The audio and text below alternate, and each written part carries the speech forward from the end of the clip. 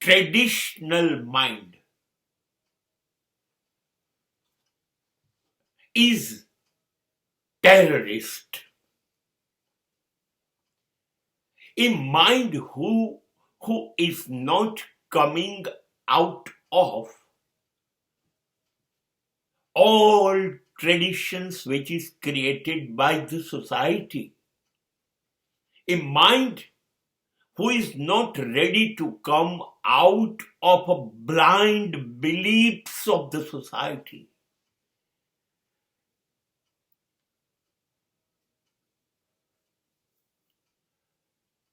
is a terrorist.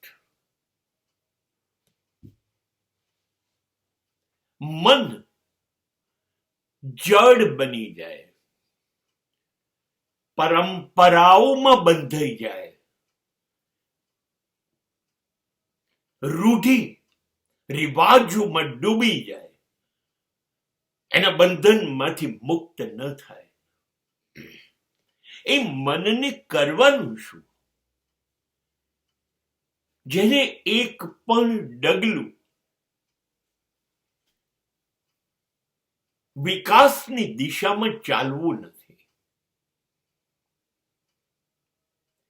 જ્યારે તમે અંધ માન્યતાઓ, અંધવિશ્વાસ, જૂની જરી પુરાણી જીવન પદ્ધતિઓની અંદર ડૂબી જાઓ અને એમાં જ જીવવા માંગો અને મરવા માંગો તો મરો.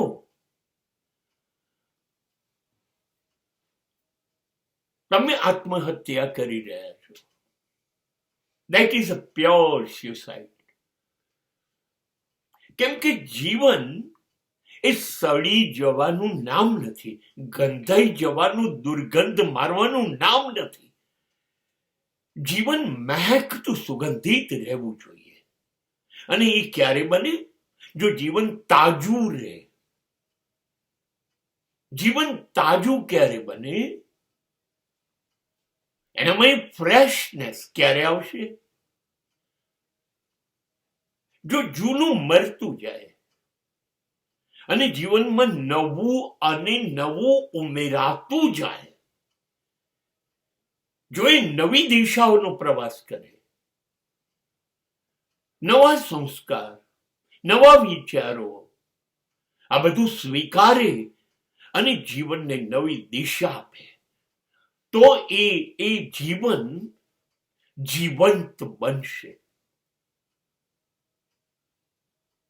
એ ઉકરડામાંથી બહાર આવશે અને હવે વિકાસ નો બગીચો એના માટે તૈયાર છે, ખીલવા અને સુગંધિત બનવા, મહેકવા. પણ ના, અમારે તો એ જ ઉકરડામાં સડવું છે, અમારે એ જ પરંપરાઓમાં જીવવું છે. હા, તો તમે આતંકવાદી એટલા માટે છો, એવા આતંકવાદી છો કે તમે તમારી માન્યતાઓ, તમારા વિચારો, તમારી જીવન પદ્ધતિ દ્વારા સમાજને દૂષિત કરી રહ્યા છો. અને તમે તો આત્મહત્યાના રસ્તા પર છો જ.